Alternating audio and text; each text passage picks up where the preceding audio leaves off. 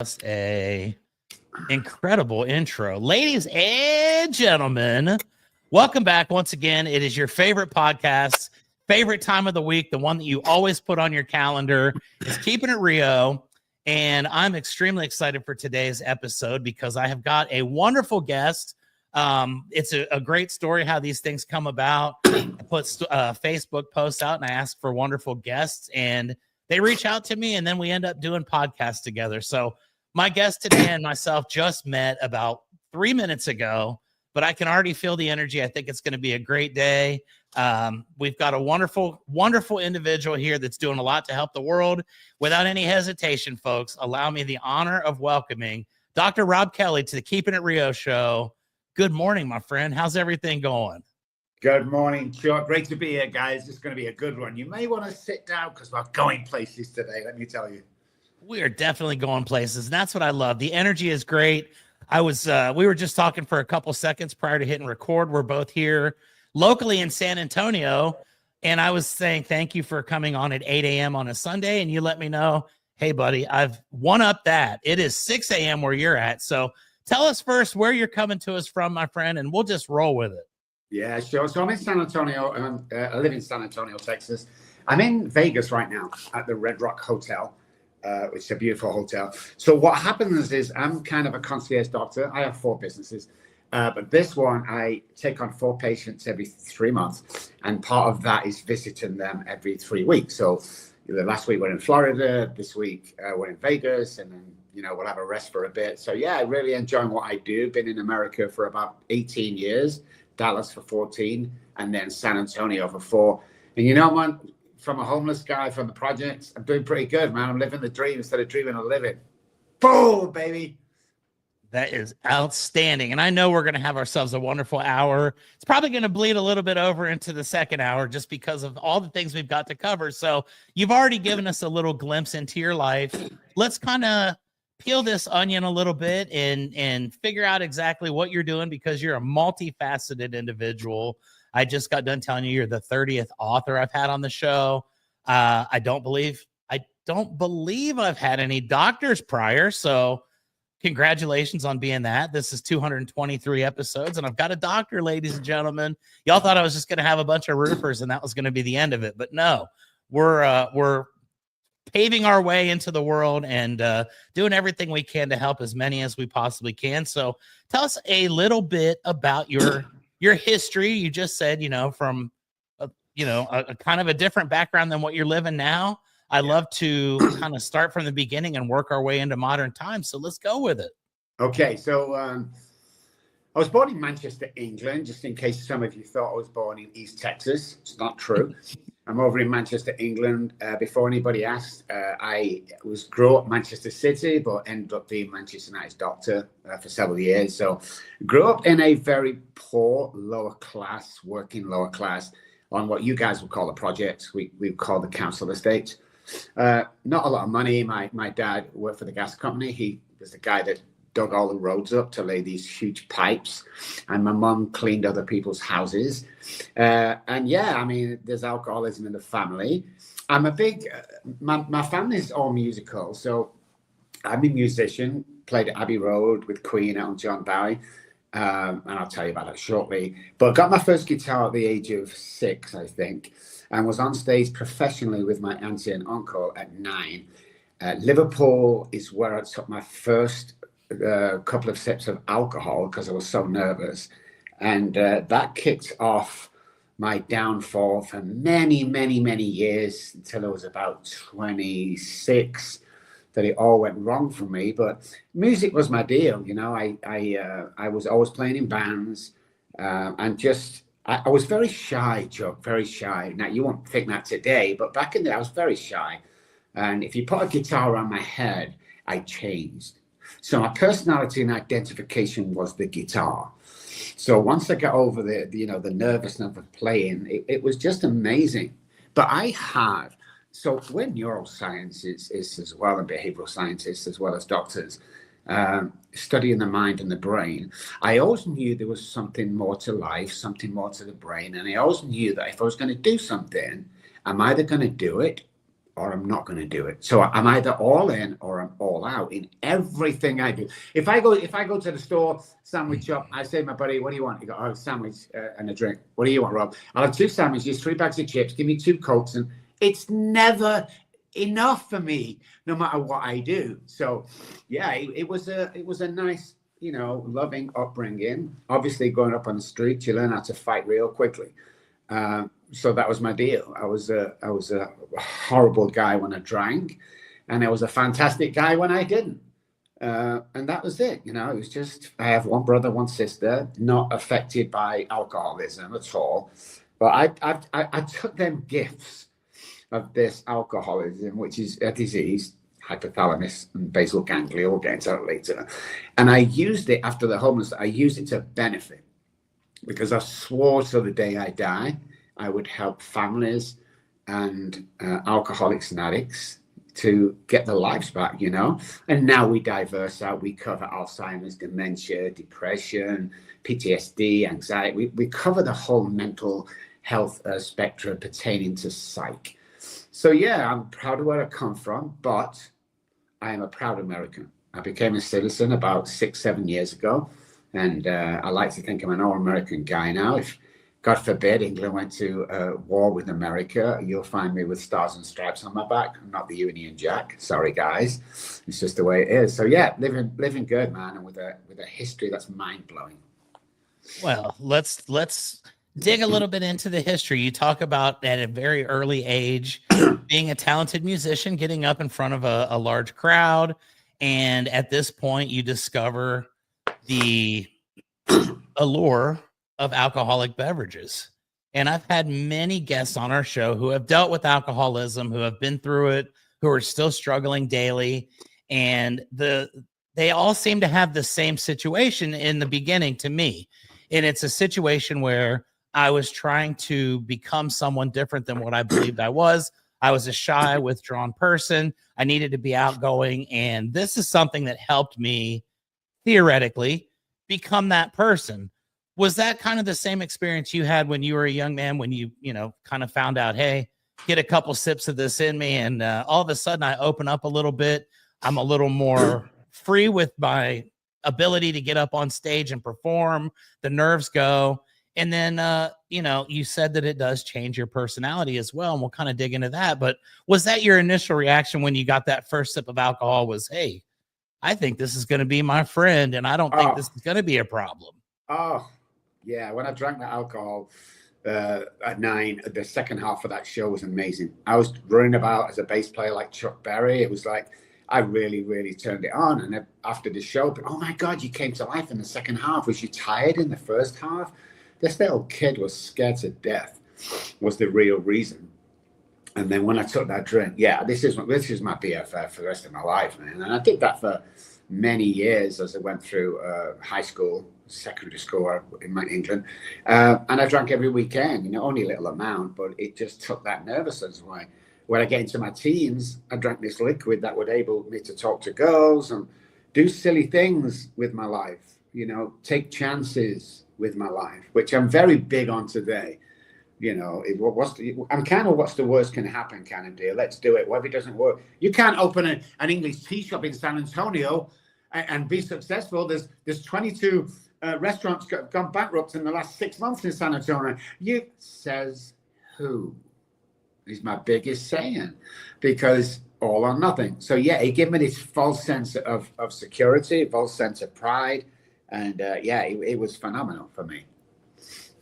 I love that mindset, though. And I feel the same way. The reason I just told you that I got to San Antonio was we actually opened a dead roofing company a few years back, and I'd never been here. And it was kind of the same deal. What's the worst that could happen? And I've always been adventurous. I've done that a couple times throughout the course of my life. Relocated halfway across the country to places I'd never been, working with people that I'd never met before. And, sometimes it works out great. Other times you learn valuable lessons and you continue to move forward in life. And it's never going to kill my spirit, because I always believe in, the best in everything. And if you have a positive outlook, it's going to be good. So you get going and you start to, have a little bit of fun. You start to expand your horizons a bit. Life is good. And at some point, this alcohol, you start to maybe recognize that it's not as good as it originally started out seeming.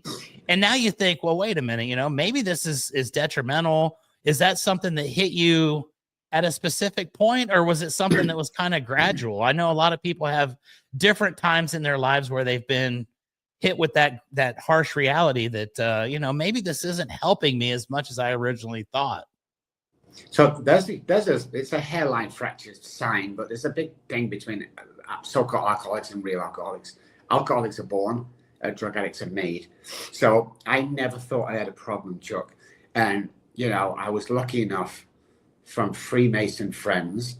I could play any instrument. And at the age of 14, 15, my friend's dad was a Freemason. They didn't have an organist for this huge event they were having. He died about 2 weeks before, so they brought me in. The contacts I made there, this is where it all changed for me. It's like the people you know, not kind of what you know or the education. So I went to college because of the Freemasons. You know, they loved me in there. Still didn't think I had a problem, which I didn't at the time, but I did because it was already ingrained with me. We've traced alcoholism genes, imprinted genes in fetus level. So this is why we know it's generational, born. It's a brain thing, it's a brain disease pertaining to the hypothalamus, whereas drug addiction is the addicted personality. That there is that fine line. So yeah, I mean, never thought I had a problem. Drinking every day, you know, building empires. Got married, had 2 beautiful young girls. Drinking every morning. Went from the project to, back in the day, I think it was like a $250,000 house, which is like a 1.5 million today, I would imagine. Had everything, Chuck. Never thought I had a problem. And people would say, especially my wife, don't you think you should cut back? And I'm like, hey, I came from nowhere. I'm almost a millionaire back in the day. I've provided for you. You have the best cars, Porsches every year. The children go to the best school. All this bullshit, you know, that I convince myself as an excuse. You see, wealth masked my alcoholism. So it took all the stuff in the house that happened, all the devastation, including stabbing my wife 3 times one night because she wouldn't let me finish my bottle of vodka, to losing everything, to homeless for 14 months, died twice on the streets. They brought me back to life again. 14 months in, I realized I can't stop drinking. And that was a huge spiritual experience, which I did not believe in. I got molested by my priest, so I didn't believe in any kind of God. But yeah, it's crazy. You know, so the definition of insanity for us is not being able to see my own truth. So even though I'm surrounded by this mayhem and I'm causing so much pain to the people around us, that I didn't see it. I just thought, you know, people are moaning, it'll be okay. And at the end of the day, Chuck, you know, it wasn't okay. Wow. I'll tell you, that was not what I was expecting, but that is a very powerful and touching story. And like you say, you have everything. Life is great. It masks a lot of the problems that you really do have. And then when the problems present themselves, they present themselves in a massive way. And like you say, being homeless, having situations where you've literally clinically died multiple times, have had suicidal tendencies. You've come to the realization now that I do have a problem, but you're so far down. How do you figure out how to resolve these issues? I know it's not easy. I know it's one of the most difficult things that anybody ever goes through in life, especially when you're at your lowest point. So tell me a little bit about your journey from that stage, understanding, you know, hey, this isn't going to last very long. I'm not going to be around and I'm not going to have any opportunity in life. I kind of liked what I had before.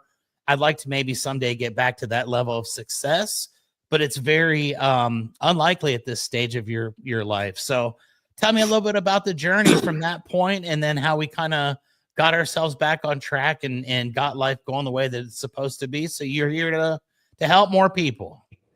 Well, the first night on the streets was horrendous. It was freezing cold, pouring down with rain, almost snow.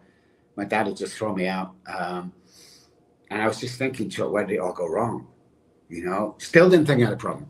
So all the stuff I went through, horrible violence on the streets, violence in the house, loss of 2 young children, ages 1 and 3. I just wanted to die. I didn't want to live anymore. That's where I was. And then one night stroke morning, I forget what morning it was, probably Monday morning, 2 or 3 o'clock in the morning, I find myself wandering around what we call an industrial estate, which is factories only and offices, no housing. And I dropped down to my hands and knees in the rain, and I started to cry like a baby. You know, from the stomach, guys, you know, that like gut feeling that's aching. I was crying and crying and crying and crying. Now, here's the interesting part. I wasn't crying because I'd lost all the money, the wife, the kids, the houses, the medical license. I wasn't crying because of all of that.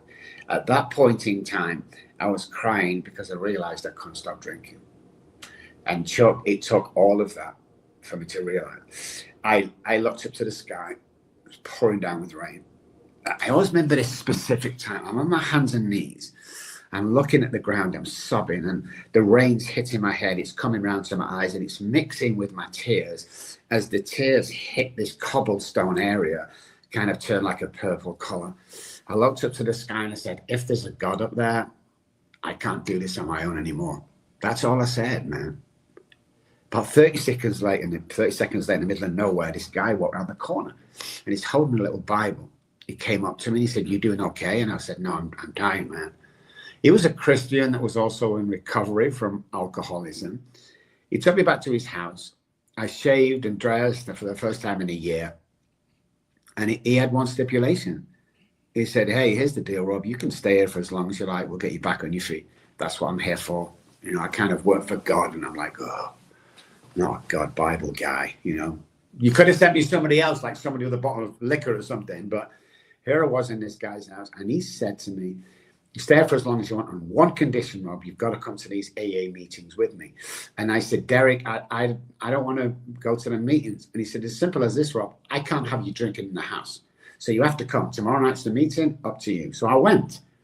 During the meeting, I'm sat there, and all the crap's going on about, you know, war stories and how bad it was. This guy said, my name's John, a recovered alcoholic. And I looked at him, and I turned to Derek, and I said, what did he just say? He said he's recovered. Well, I'm now pissed, Chuck, because everything I've been through, and then he's saying he's recovered from this disease, and I can't, because there's one person that can. It was going to be me, not him. So after the meeting, I'm intrigued. So I walked up to him and I said, hey, John, will you sponsor me? My name's Rob. And he said, no, but I will be your spiritual advisor for a period of 12 weeks, which I thought was the weirdest thing ever. But come to my apartment Wednesday evening, get there for 7 o'clock. Not a minute before. If you arrive at 10 to, you wait downstairs and you come up. I did that for 12 weeks with this guy, Joe. And we learned about everything. He taught me about, you know, philosophy, about God, about science. It was crazy 12 weeks, and I learned so much stuff. And the last day we walked to the door, and he said, the thing is, he won't let me in before 7. And at 1 minute to 8, no matter what we were doing, he'd walk me back to the door. He'd bid me a good night, and I went. He said to me the last night, you're going to be taken around the world. God says you've got to go out there and tell people they can recover fully from alcoholism and addiction. And like, John, I can't do that. I'll get murdered, you know. God's give you the gifts. Don't worry about it. So I'm thinking he's half crazy. But the next couple of weeks, when I went home that night, he said, your life's going to change tomorrow. I said, John, I'm in Derek's house. I'm sleeping in the basement on a block mattress. It's really nice, but nobody knows I'm there. He smiled at me, patted me on the back, and guided me through the door and closed the door. The very next day, I'm at home. I'm doing the tidying up because Derek's at work. And he comes home at lunchtime. He said, hey, Rob, the guy sweeping the floor is just resigned. Do you want a part-time job sweeping the factory floor? And I'm like, oh, my God, yes. Yes. So we both went back together. And then a couple of days later, because of my personality, it turned into a full-time job. And it was amazing. I was working with people with addiction. I was working. I was earning money. And I got my first paycheck, and I thought, you know something? I need to go back and tell John that everything he told me is true, apart from traveling to another land, is what he said. So first paycheck, gas station, little teddy bear card, wrote on the card, hey, John, thank you for introducing the God. He took the compulsion away to drink, and I can't wait to get to his apartment, Chuck. I'm so excited, man. I get there, it's about 7 p.m. I knocked on the door, no answer. The net curtains looked a little dirtier than I remember them. So I'm knocking there. There's no answer. The woman on the right-hand side came out and he says, "Can I help you?" I said, "Yeah, where's John? Has he like moved somewhere or something? Is he not in?" She said, "John who?" I said, "John, your neighbor." "Oh, I've only been here a couple of months. I've never seen anybody. I work night shift." So, "Oh, okay." Goes round to the left-hand side, knocks on that door. Big guy came, opened the door. "What do you want?" I said, "Where's John moved to? Where's he relocate?" "John who?" I'm like, "What?" He goes on to tell me that that apartment is derelict. And if I was to walk in, there used to be tape all over it. If I was to walk in, I would drop 2 or 3 flights down and probably kill myself. So I'm thinking these guys are crazy. So the next day I goes back to the meeting where I met John several months ago. And when I walked in, the chairman, "Rob, great to see you." And I'm like, thank God for that. I'm not going insane. I walked over, I gave him a hug, high five or whatever. And I said, "Does John still coming?" And he said, "John who?" And I said, "The guy I'm over near the cuff machine speaking to him, the guy that said he's recovered." And he said, smiled and said, "Oh, Rob, we thought you were praying and you were over near the cuff machine speaking to yourself. We've never found that man. But everything I've done today is on the back of what he taught me. And every chance I took is on the back of what he taught me. And when I became wealthy, I put the best private detective agency in Manchester onto him, and nobody could find him and nobody could trace him." So that's kind of where it changed, going, oh my goodness, I've either been chosen or I'm in a dream or something. But I get myself a little apartment, I register for my license again to practice, and it's just phenomenal, man. That is, it's absolutely amazing and awe-inspiring. And I've heard this story from many different people in variation where, at that breaking point, that last moment before everything just comes to a complete head, somebody shows up out of nowhere, and it's miraculous how that happens. And I completely understand where you're coming from, because I've seen this many times. And I think that was your sign, obviously, that you're not finished here on this planet. You've got plenty of things that you can do. You can beat this. This is something that very few people are able to succeed with, but you are a special individual who was chosen to not only overcome it yourself, but then to help others along the way. So you've got yourself back on your feet. You're starting to rebuild your life. Things are starting to really take shape for you again. Tell me a little bit about how you start to realize your ability to help others, and some of the people that you were introduced to along the way that needed your help so dearly. And you actually probably turned out to be that John for these folks. Bang. Nobody's ever said that yet, but I always want to be other people's Johns or Derek's. So yeah, I mean, I applied, I got a little apartment, I applied for my license, I got it back. I started to work with people, both in AA and in practice. And the stuff he taught me was mainly from what's called the big book of AA, and the stuff he taught me about early day psychology before anybody knew in the medical fraternity what was going on with it. We kind of hinted at neuroscience, there's more to it. I was angry when I came off the streets, Chuck, because nobody knew what I was going through and nobody could help me. And I was so pissed at, "Oh, just go to AA. Oh, just stop drinking, Rob, for the sake of your children." My dad and the doctor used to say that to me. But I knew there was something more. I knew that there was something more. I didn't know what it was, but I knew there was something more. So as I started working with people, they started getting well. Like guys that have been in and out of AA, relapsing for 20 years, started to get well. Started to, get jobs back, get wives back, get kids back. I could see this around me. Like everything I touched turns to gold. I'm still in kind of disbelief and well, this is just a fluke. It's just lucky that I get these guys, but it turned out it wasn't. And I helped as many. I'm up to 11,500 now patients that we've helped and cured.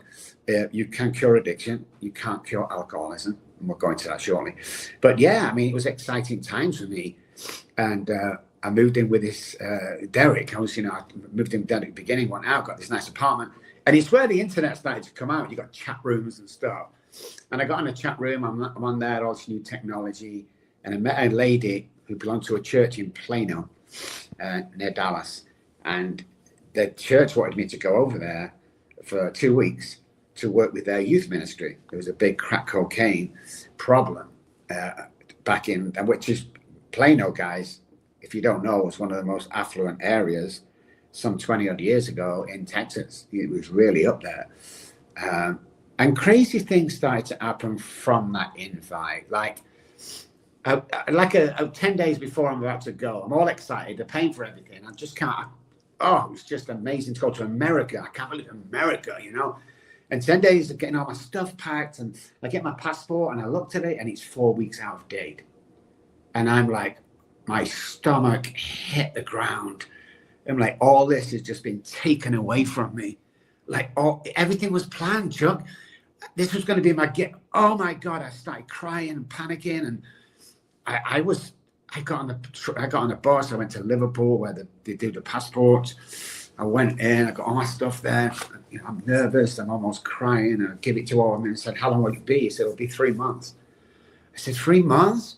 I want to expedite it. He said, okay, that'll be like 6 weeks. I said, 6 weeks? In less than 2 weeks, I've got to fly. He went, it's not going to happen, man. So I paid for everything. I'm crying on the bus on the way home. I get home. I can't tell him, Chuck. I'm so embarrassed and so upset. And I almost drank again over it. And then about 3 days, I was going to wait till the last minute. Horribly enough, going to call him with some excuse that I'd gone down with flu. 3 days before I am about to travel, a knock came on the door. I opened it and there's the mailman with my passport. So that was the one of the, so I came to America, man. And when I landed at DFW, I just knew it was so far. It was like 20 years ago, 18, 19, whatever. But we actually stepped down the stairs onto the tarmac. And as soon as my feet touched the tarmac, I knew I'd never go back home again. It was the weirdest feeling.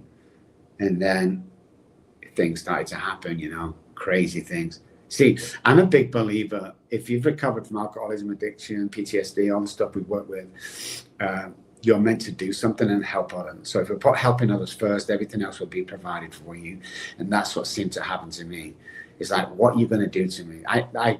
We rented an office, leased an office in Dallas, medical building, Highland Park, $20,000 a month for rent.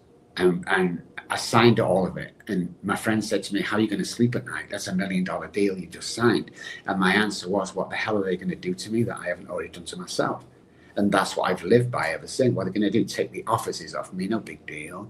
No big deal. You know, let's move on. And when I got here, America gave me confidence, man. I'd never spoken in front of people before.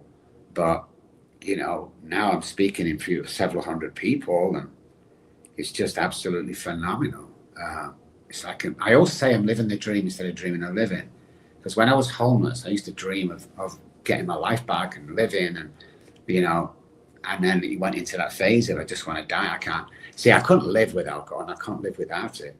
And my 2 baby girls, I remember the day, Chuck, when the stabbing happened. I called the police, called a taxi. A taxi came, I waited outside the taxi. And then when I heard the sirens, I took off to Spain. And there was an attempted murder charge out on me.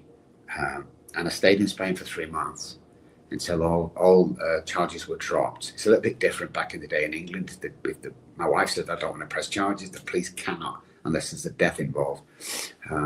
So 3 months later, I came back and they knew exactly what time I was back. And when I got back to the house, she had all the suitcases packed. And she said, Rob, do you know something? I'll love you to the day I die, but you're not going to kill our children. And she left, Chuck. And my whole world collapsed right there. And then I got my attorney to get them back the next day, got a court order. Now, here's the sadness of alcoholism. I remember getting the children back, ages 1, 3, 2, 4, I can't remember.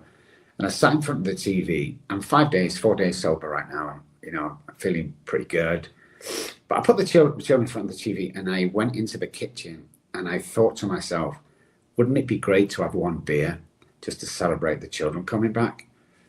2 or 3 days later, when the police kicked the door down, I'm in an alcoholic stupor. The children not been fed or changed diapers for 2 days.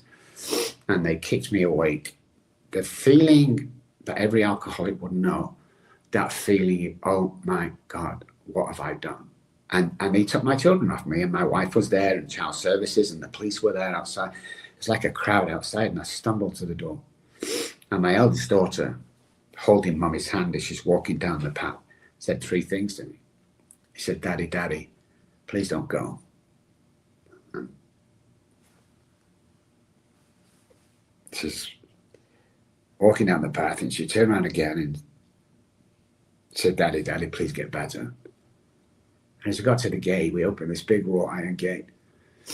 I'm crying at the doorstep. One of the police officers was crying, which I always found was weird. So I opened the gate, and she turned around one more time, and she says, Daddy, Daddy, please stop drinking. And I couldn't do it. So when I came out on the other side of the homelessness and started to do something, that was my factor. That was right there. Daddy, Daddy, please stop drinking. Nobody understands why an alcoholic can't stop drinking. So I knew there was more. And I was angry when I come off. And then I started to learn stuff and educate stuff. And I got aggressive about helping people. You see, I'm the guy today that doesn't take any shit off anybody. People are often bemused how I can curse and shout and scream, because I know the other end. And it's not the nicey thing. Alcoholism will kill you, man. It does not discriminate. If there's one person that's going to recover, it was me. I was a bodybuilder, fighter. I was successful, and he stripped everything, including my sanity, off me. So that's my biggest motivator today is, guys, I know what you're going through. And if we take a patient on, if the wife or husband doesn't come on with them, we won't touch the patient. Because this is a family deal. It's not it's his problem. He's the alcoholic. Why do I have to do anything? And then we reply with, Mrs. Smith, can you tell me why you allow your husband to come on 2 or 3 nights a week and beat you in front of your young children and tell me you have nothing to do with this? You're suffering from PTSD, and we have to sort that childhood trauma out. So then we dug into childhood trauma. We found that alcoholics and addicts think different and hear things different. So then we write for Harvard University now. You know, I write for Oxford, Cambridge, and I do a lot of work in the medical field. Just that drive that I've had since probably day one of my life. I want to be the world leader in anything that I do. I want to change things that nobody think was possible. We work with people now. We're aggressive at it. We don't make any apologies. You know, I have 5 offices. I've got Dallas, San Antonio, London, Manchester, Spain, and Switzerland. 6 offices. And yeah, it's just it's a journey I look back at now. But I have to say, Chuck, and you might identify with this, and I know some of the listeners will and viewers, is my greatest asset today is not my 2 PhDs that I have over here. My greatest asset today of what I use on a daily basis was my homelessness and what I've learned on the street. It was like a semester at Harvard University for me. It's like God gave me every tool you could possibly have in my toolbox to not let anybody stop me. And that's how it's been. That is incredible. And I think you have been blessed with the ability to see things through the eyes of the suffering. You've been through it. And in many cases, I think that it doesn't work for a lot of people because they are being treated or they're seeking help from someone who probably hasn't been through that, who hasn't lived that lifestyle, who doesn't fully understand. And you can read everything possible in a book, but unless you've lived the situation and you really do see it from someone's from their perspective, I don't think it's as effective. And the fact that you've helped over 11,500 patients to this point, you're just getting started. That is absolutely amazing. And I think that it's because of everything that you went through and you found your calling, you found the opportunity to do what you needed to do. I do need to ask this question. You just told a heart-wrenching story of a little girl who's being taken from her father. Her father's about to go through the worst experience of a life. Since this has all happened and since you've gotten yourself back together, have you been able to repair your relationship with your children? What does that dynamic look like for you as part of the healing process? So there's a couple of things that happened during the healing. One, I wrote a book. Not for publishing, I wrote a book because it was healing. 30 years, my daughters didn't want to know me. 30 years, 30, guys, for those going through this. One morning, now I'm a concierge doctor, and my phone goes, I have to leave. We've got a private jet waiting. I've got to be on there. I've got to be, now go. It's bing, bing, bing, the messenger went off. So I looked at it. Now, Charlotte was born, but we named her Charlotte so we could call her Charlie. And out the middle of nowhere, after 30 years, my phone pinged, and it was my daughter. Now, bear with me here, guys, because this is still emotional all these years on. This was 4 years ago. She said, Dad, hey, Dad. She called me Dad, Chuck. I still have that message in a frame on the wall. I've just seen you on TV. I don't believe what they were telling me all this time. I want to see you, Dad. I have something to show you. Please, can we? Well, we have people around us, as you can imagine. I own a multi-million-dollar companies, and we're on a flight within 4 hours back to England.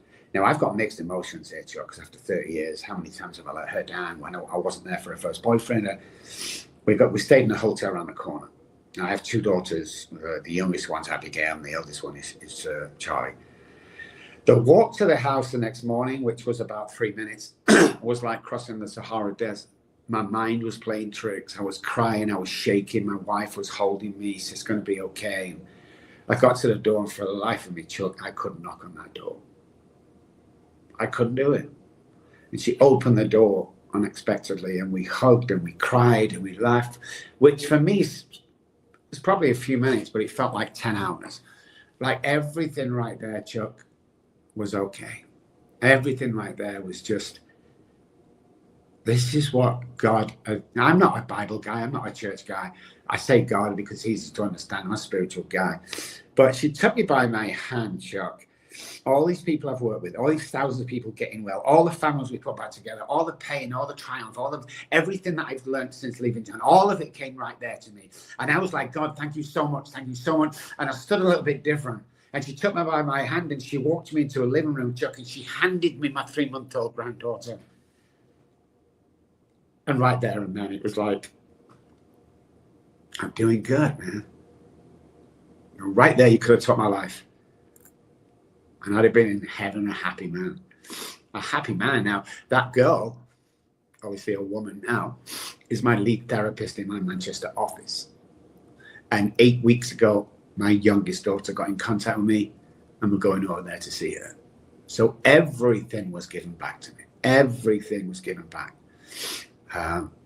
And we see her every day. She's the therapist there. We speak to my granddaughter every week, several times. We go over there 3 or 4 times a year to visit them. And yeah, it's and at the moment, I got to tell you guys, at the moment, we're doing something extraordinary that I don't think's been done before. Is we're working with a father and a daughter, and we are father and daughter. So father and daughter are working with a father and a daughter. And that the healing, the miraculous healing that happens with all patients is phenomenal. And I never get sick of that feeling when they start to come together and get their lives back, and there's healing going on. And it's just, I never get complacent about that God has given us the power to help people where the medical fraternity fail. Like, we can do stuff that other people can't do. And the miraculous journey has been just that, man. And it's phenomenal. Wow. I'll tell you, I didn't know that was going to be your answer when I asked the question. And thank you for being so candid about that. I mean, that is incredibly powerful stuff right there. And hopefully this episode will provide hope to someone who's maybe at the lowest point of their life right now. And they're thinking, there's no reason for me to be around anymore. And just knowing that after 30 years, after the struggle, the rise to success, the complete crash, the rebirth and rebuilding, that all of this came back around to you when the time was right, when you were able to understand the magnitude of the moments and really appreciate the things that have happened along the way that got you to those points. And this brings me a little bit now towards, modern times. Like you said, you came over here 18, 19 years ago, made a decision that America was going to be your home. You were going to come here, set up shop, help as many people in the States as you possibly can. And like you say, you take on a huge opportunity right off the bat. You sign $1 million deal that's put you behind the 8 ball, it's kind of figuratively speaking. Yeah. And it's got to work. If it doesn't work, okay, we'll probably be able to overcome it, but there's never that guarantee. Eternally optimistic is the overall theme of this episode, quite frankly. Yeah. And once you get here, you start to meet folks. Like you said, you start to speak in front of crowds. People are starting to come to you. Tell me a little bit about the moment when you got somebody that you had spoken with, a random person came up to you here in the States and said, Dr. Robb, I need your help. I think you were sent from God. You were sent from somewhere, and you're the person that's spoken to me during this meeting, during the presentation, just random circumstance that, led me to you. I think you're the person that can help me. Tell me a little bit about the moment when you realized this is the right path for you, and this is what you are meant to do in this place, and that your decision was the one that was supposed to happen from the very beginning. So you get this feeling of never enough, obviously, with helping people. But the key to life is this, guys. First of all, before I get into that, I want to just tell you, moms and dads, if you're estranged from your kids for any reason, especially dads, you fight for them children. Don't ever give up. Fight for them, fight for them, fight for them. Okay? I hate weak men. Now, alcoholism and addiction makes us weak. But after that, don't you be weak. You fight for them children. Because I'll tell you something now. When my parents died, my daughter and my sister was going through the house, and she found a huge chest in the corner. My daughter opened that, okay? This was about 3 years ago, and she found every card and every present I'd sent to them over 30 years. Every single one, which proved to her that I never stopped fighting. So you fight for them kids, because you can get them back. See, a lot of people don't realize how powerful we really are and how powerful the mind is. We work with entrepreneurs. We work with companies. We have software that will triple your income within 12 to 16 months. We're very into the brain and changing people. You have to believe that you can do anything in the world. Now, I'm not a political guy, Chuck, and I don't care who's in it. They've never done anything for me. But let's take, people used to always say when I came here, I said, you can do anything you want if you understand the mind and the power it is and the intricacy of the brain and how the mind runs the brain. And they always used to say to me, I can't be president of the United States. Now, let's forget political views for 1 second. We had a freaking business in running the country for 4 years with no political experience whatsoever. Don't dare tell me you can't achieve your dreams, guys. It's not true. Somebody's put that there. I want to get that off the bat. Somebody's put that. You are capable of everything and anything you set your mind at.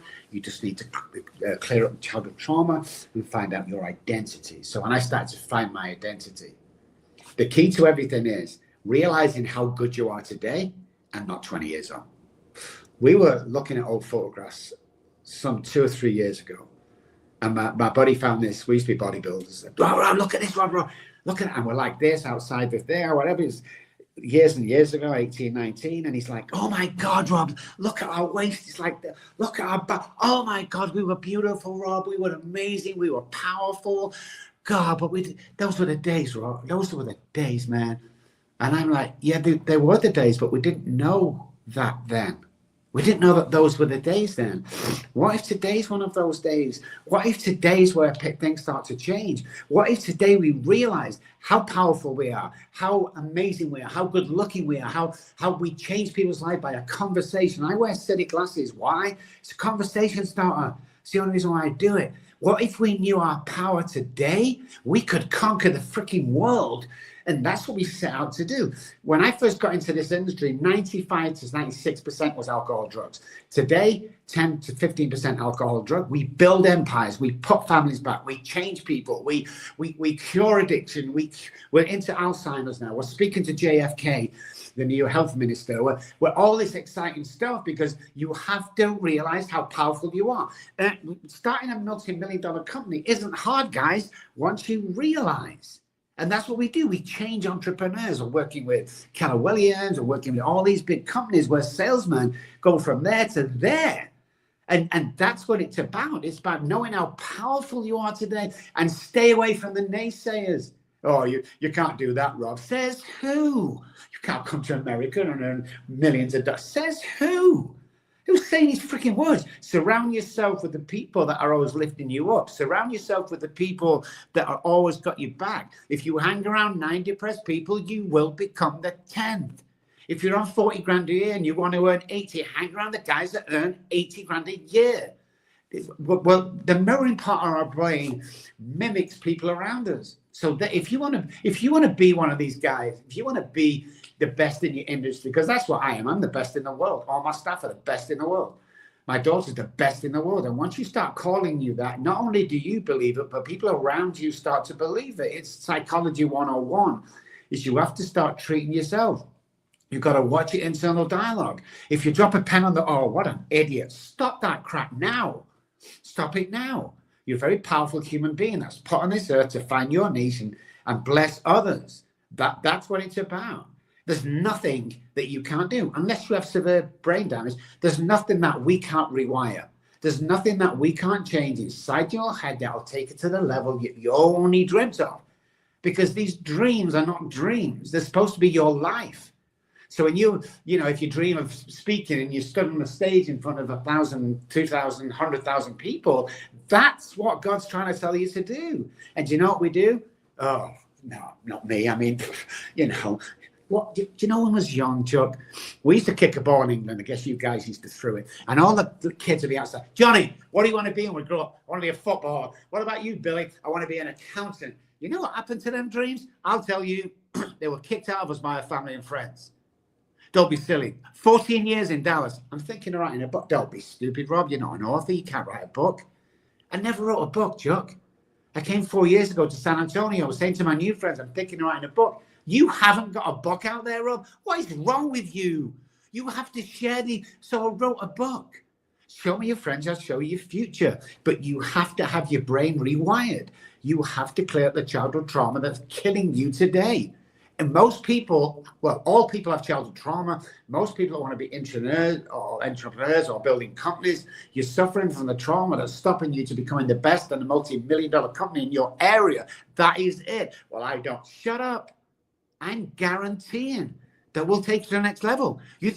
Nobody meets me by mistake. And it took me years, Chuck, to say that. But they don't. People that sit in front of me are meant to sit in front of me and vice versa. It's like the stories that people... I picked this woman was sick of her husband, prostitution, crack cocaine. She picked him up from the bar one last time. They're driving home. She's got her music on. He's drunk as crap. He leans forward to press his music station. He misses the button, presses another button that he'd never really listened to before. And I was on there doing a radio show. That's how it happens. So I'm today bringing life back to people. We rebuild families. We cure all this stuff. Now, one of the reasons that alcoholism is an incurable disease is an alcoholic is not somebody who drinks so much alcohol. There are 3 parts in the brain. This is where the generational thing comes on: the hypothalamus, basal ganglia, and the amygdala, that differ in alcoholics to every other human being. So the hypothalamus with an alcoholic hijacks the brain. Now, for normal people and us to a certain time, the hypothalamus is our survival part of the brain. It tells us to drink water, eat food to survive from birth. That is it, survival part. What happens with alcoholics, we found with our testing, we spent almost $1 million on testing and trials and all that stuff, is the hypothalamus hijacks the brain and it tells the alcoholic to drink alcohol only to survive. That's why we can go days or weeks without food or water. And that intrigued me. So it set off about 5 years ago, a new depth into neuroscience. And when we really found out what's going on here, unbelievably fantastic, crazy. And we've been doing this quietly. You'll never see us advertise anywhere. Like, you'll never see me on here, Chuck. Hey, listen, come, we need you. Come on, we've got this. Come on, we need your money. We never advertise our stuff on any podcast that I've done, and I must have done 10,000 over the years. If you haven't realized yet, guys, Chuck and I on air today, not to earn money, but to save a life. That's all. That's what it's about, man. I've got enough money, man. I've got people. I've got millions and millions and millions and millions of dollars, man. Now we give 25% of our income away every single year. and 25% of our work is pro bono. And no veteran who ever walks through our door pays any money at all. It's all free for them. So it's all about God's given me all these amazing things, but I have to bless 3 people every day, whether it be monetary or whether I'm complimenting all the time. That's the deal. And once you find out who you are, all bets are off. That is amazing. All right, baby, let's do it now. We're doing it Okay, now, so yeah, now I want to get into this a little bit deeper with you because this is my personal experience as well. I told you earlier that about 6.5 years ago, I moved to San Antonio. I had never been here before. It was a leap of faith type deal. I believed in myself. But I get to San Antonio and I realized pretty quickly, I don't know anybody here. I don't have any friends. I have no social activity. Basically, I was going to work and coming home, going to work, coming home. And over the course of this time, I developed into a much larger version of myself. And when I say that, I mean, I was well over 100 pounds heavier than I am today. And about 4 years ago, I had an opportunity to speak in front of a crowd, which was one of the things that I always wanted to do, but I was always afraid of how I would be perceived, how I would respond on this stage, what would people think of me. And what really hit me was they put together the event cards that show your face, and it says, you know, come listen to Chuck. He's going to talk about whatever I was talking about that day. And I saw the picture, and the picture was what shocked me. Yeah. That very moment, I remember thinking, who in the hell is that guy? I realized, oh my God, that guy is me. That is what the world sees. That's what I've allowed myself to become. And I do not like that person, even though that person was starting to get to the point where he was started, you know, getting to speak on stages and be in front of people, and folks were listening and paying attention. But in that moment, I thought, oh my, I need to do something. And literally that day, I started walking, and I started walking a couple miles a day, and I kept going and going and going and making it a thing. This morning, I sent you the link to this StreamYard at 4:20 in the morning, and I was at the bench press of the Crunch Fitness over here on San Pedro. I've been going to the gym very consistently for the last 4 years. I lost over 100 pounds. I became a completely different version of myself. And when I was scrolling through your Facebook this morning, one thing that really stuck out to me was that you yourself have done something similar. You lost over 150 pounds. You're a completely different guy. You're literally half of what you used to be, but you've doubled yourself in reality. Tell me a little bit about your journey and how this came about, because it seems like at this point in time, you've got life by the balls. You're having a lot of success. You're helping people, but you see something in yourself. You mentioned a bodybuilding past. You see something in yourself that you still are not satisfied with, and you decide to make a change. Tell me about it. Well, when I came to America, first of all, I found out within like a month I'd put on 20 pounds. So it's over Texas the years, barbecue. Yeah, 100%. Well, over the years, I started to put it on. Now, I used to have I was on the morning show, oh, God, it's gone. There was a morning show in Dallas, Eye Opener.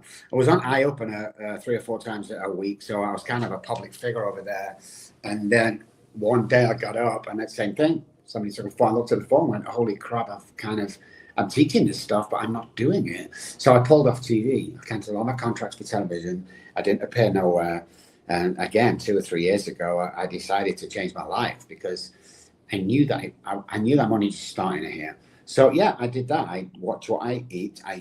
We have what's called 9D therapy. It's a neuroscience, mind change, neural pathway, subliminal software that we have. I started using that, and the weight started to drop off. And that was it. You know, I got down to like 205 now, I think, from 360. I can't remember how much it was. It was heavy. But same thing as you, saw something, didn't like it, change it. Let's change it. You know, and the lightest I've ever been for a long time, Chuck, a long time. I feel fitter, I feel great, I feel exhilarated. But, you know, unless you're 100% happy with what's going on with your life, I don't think you give 100% of true you. So most people walk around about 45 to 50% of their capability, period. period. We have to change that to 100%. We're meant. So when we do this 9D with patients, they take their headphones off and they go, what the F was that? And we go, right, I feel absolutely amazing. And we go, no, you don't. You feel normal.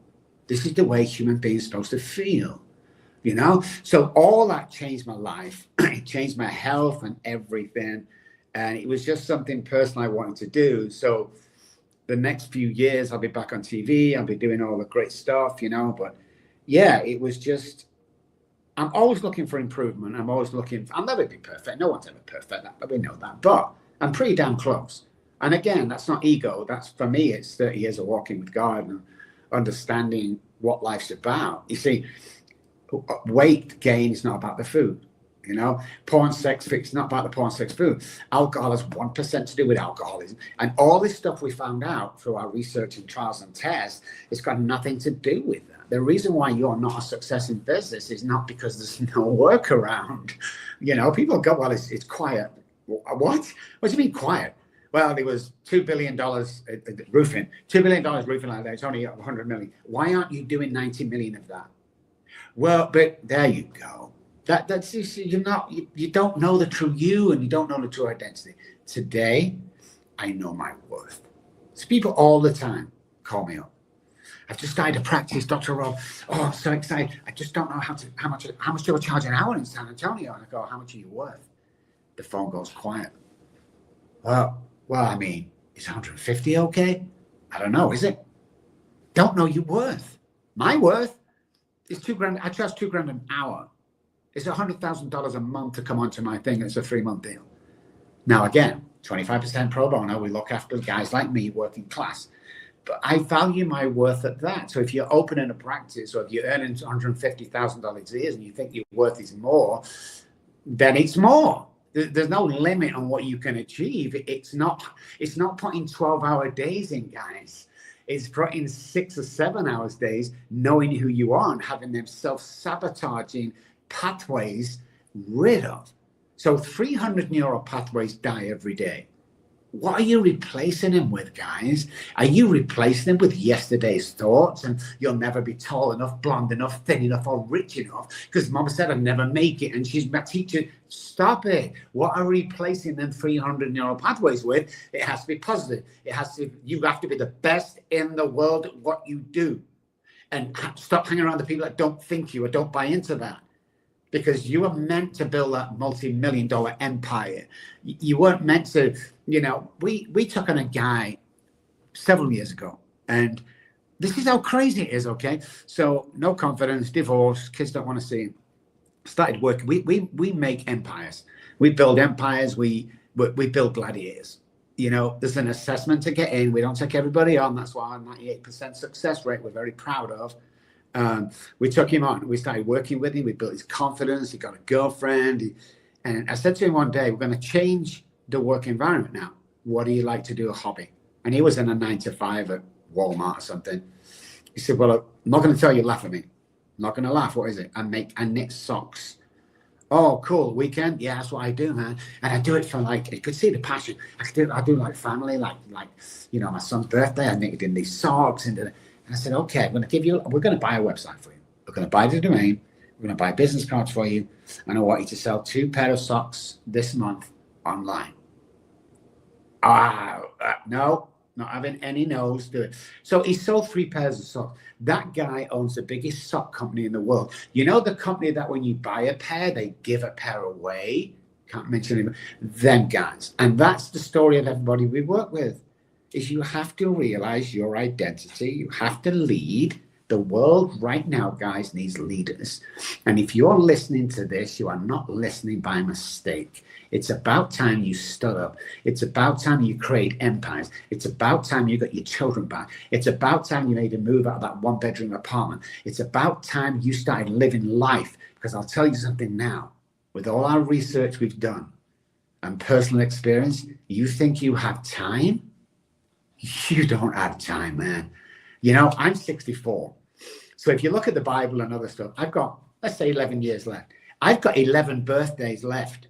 I've got 11 Christmases left. And when you put it like that, you realize that time is not your best friend. So buy that house, build that business, marry that girl, do it now. So then the brain studies tells us, this is our research, that the 7.3 second rule comes into effect at everything that we do. So if I'm sat on the couch tonight with the wife and I'm watching TV and I have a big can of whatever, chips and Diet Coke, whatever, which I don't drink any of those or eat, but I'm sat there, right? And we're all laid back and I look at the TV and Arnold Schwarzenegger comes on and I turn around and say to the wife, I think I'm going to the gym tomorrow. I ain't going to the gym tomorrow. She knows it. I know it. The dogs know it. Even the cat's walking by going, yeah, you're not going to the gym tomorrow, buddy. Stop fooling yourself. But within that 7.3 seconds of me saying that, if I jump up, go to the bedroom, get my sneakers out, put the bag either in the car or near the door, there's a good chance of me going. So remember the 7.3 second. If you have an idea, if you have something you want to start it within that time frame, you will always succeed. That is absolute power, folks. And I'm telling you that is words to live by. I feel the same exact way about life. And I try to teach the folks in my organization the same thing. I'm in a competitive market, and I use the air quotes when I say that. I help a lot of people in the San Antonio roofing market. I help people in the roofing market around the nation. And my biggest thing that I tell people is we're not competitors. We're all in this together. We can all build a better industry, a better life. We can help bring people along and improve them in ways that they never dreamed possible. But you've got to start by believing, and you've got to understand your true value. And I have a lot of people that I don't work with because they don't understand that concept. Just like you, I turn down more work than I actually take on. And the people that I work with are heavily referral based because I've worked with people in the past that say, you know what, this guy does what he says. I'll give you a quick example, and then we'll kind of start to wind this down a little bit. But yesterday, I had a lady that we did a roofing project for 5.5 years ago when I first got to town. She was one of my first clients, and she had a little roof leak. We had some heavy rains a few weeks ago. She saw a little spot on the ceiling, so we came over there. I did my best to fix it. I thought I had resolved the issue. It came back. I went back over there. The next day, I showed up when I said I was going to be there, and I told her, hey, look, I'm the best at this. I'm going to fix this issue. I apologize for the fact that I didn't get it the first time. I really did think that we had it. And you know what she told me? She said, the fact that you're here, you're better than 99% of the people that I could call and ask for help, because they wouldn't even show up. They wouldn't be here on time. They wouldn't keep their word. And when I met you 5.5 years ago, you told me, if you ever have a problem, you can call me and I will be here. I tell my clients all the time, I will remember you. I've got gentlemen that called me a couple months back, and we did a job for them years ago. 10 years ago, I did a roof. They called me up and they said, hey, you're not going to remember me, but you did my roof. And I said, yes, I remember. Tell me what's going on. And I didn't even need him to tell me the address. It was 160 miles away from where I currently live. I showed up at their front door at 10 a.m. on Tuesday, like I told them I was going to. And I remembered the entire story. I asked about how's your Mustang? You still have the car? Oh my gosh, I can't believe it. And that's why I tell people, I do also believe that I'm the very best at what I do. I firmly believe that. And I think that it's very powerful when you convince yourself of that. And I will admit, I'm a work in progress on several other aspects of life. I have been for many years. We're never going to be perfect. Like you say, there's always going to be things that could be improved upon. I'm constantly working and evolving. And I do believe that you and I were brought together this morning for a very specific reason. I'm incredibly grateful for the time that you've taken here with me. And when you come back to San Antonio, you and I we're going to meet together in person. We're going to sit down and have lunch together, and you and I are going to be friends for the rest of our lives. I can guarantee you that. I do want to ask this one question, and I really appreciate the fact that you say, we don't advertise, we don't do any of that. I'm kind of the same way with my roofing company. If you hit Google, you won't find my roofing company on Google, and that's the #1 search engine. But I believe that I'm doing what I'm supposed to do. I'm helping the right people. Things are really starting to develop for us. This is going to be a great year. And I don't want to ask you, hey, if people want to get a hold of you and pay you money for your help and your services, but I do want to ask this. Where do you see yourself, 5 years from now? how many more folks do you have, that you feel like you're going to be able to help? Are you going to continue to grow in that aspect? You're going to start to wind down a little bit. What does Dr. Robb have on the plate in the future, as he's already experienced so much in life and has done so much positive, negative, and everything in between? Really, what's the future look for you now as you're at this stage of life and you're really entrenched in what you're doing? You're helping tens of thousands of people. How long are you going to keep doing it? What's it look like for you moving forward? So my father said to me many years ago, the day you retire is the day you die. So he finished a 40, 50, I don't know how long, 50-year career with this gas company. And when he retired on the Friday, they had a big party for him. He got a gold clock back in the day. And the very next day, he started a part-time job as a cleaner at the college, working from 6 a.m. till 2 p.m. Part-time job, he called it. So yeah, never retire, never going to give up, never going to stop working with people. The idea is to pass over. I want the Robb Kelly Group to be sustainable without Robb Kelly. So we're starting to do that now. Like all my therapists and coaches, like if you was to call today, we can fix you up straight away. The 90 is a must for anybody who's listening. My staff will take care of some great therapists. But yeah, CEO running it, go down to the Texas coast, house on the beach with the animals and my wife. We started a tea shop and it has exploded with Anglophiles and all that stuff. And we want to franchise that in the next year or so. Franchise it in most states if we can. My sister, who we brought over to run that, and her husband, that'll be their content and business for life. So we're 50-50 partners.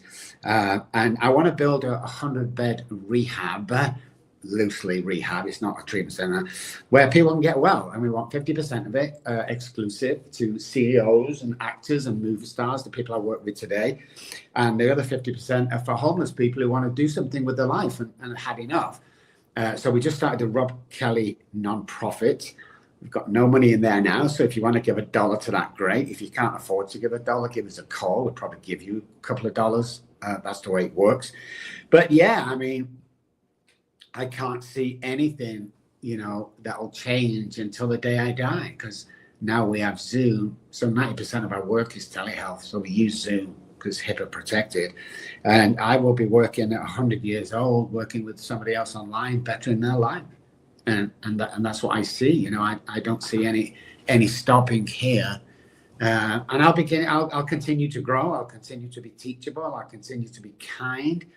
Most of the people that come into the tea shop, like I say, so many restaurants have closed in San Antonio. As you know, we're thriving. So when you get the report of Toast, which is a software for restaurants, where everyone's negative, we're 22% ahead of everybody else, including Chili's, for the size of the restaurant, of course, is if you go in there, there's two things they'll tell you. The food is absolutely mind-blowing. It's just like England. Most of the staff are English. And that Dr. Robb is hysterical. He comes in dressed in I always wear like pink pants, blue shirt, strained glasses. And I talk to people. I touch every table. Guys, how you doing? Afternoon teas, who's the birthday? I give all of that, because I just want people to go out thinking, holy moly, that place. You see, we don't want a restaurant or a cafe. We want an experience when you come in. You step into England when you come in. You step into a new life next door in my offices. People want to come and go and take your money. We don't do that. We want to change your life. And you see all the stuff coming in of people going, oh my God, it was like being in England.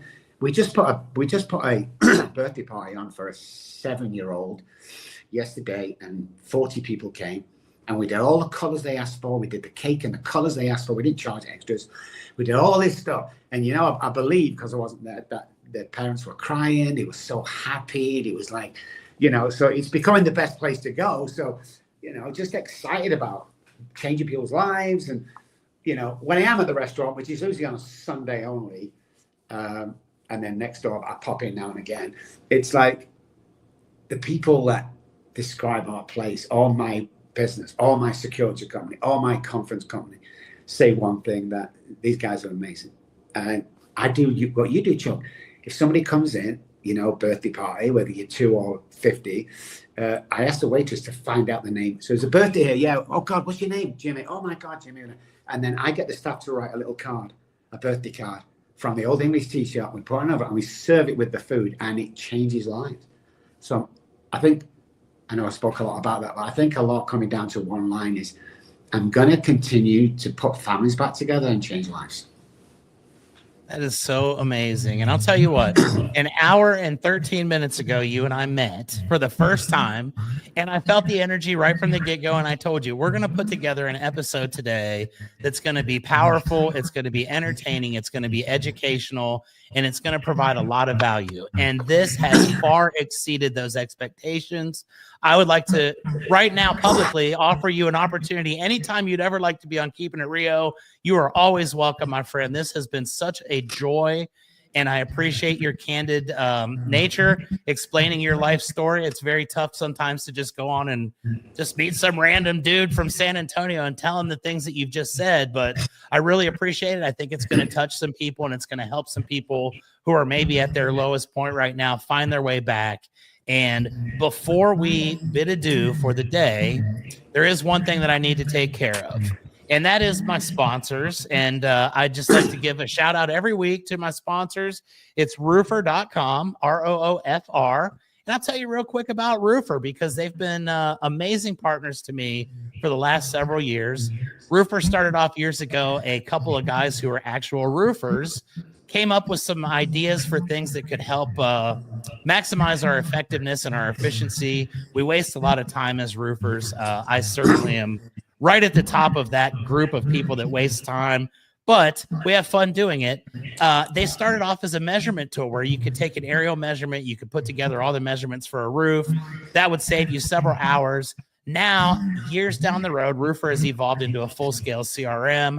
We provide all of our clients a ton of value by providing the very initial contact. We can get you an estimate within 2 minutes, all the way to the final payment on the job and every aspect in between. So thank you to Roofer. It's been an awesome 3 years. I hope that I work with them for the rest of my life as well.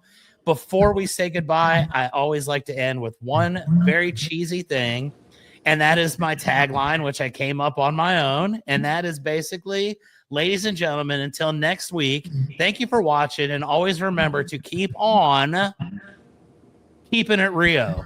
We'll see you guys next week. I hope you enjoyed this episode as much as I did. And Dr. Robb, if you would stick around for just 1 second after we are done here, we're going to play an ad for the sponsor, and then you and I can conclude our conversation and go on about having a wonderful day. So thank you guys. We'll see y'all next week.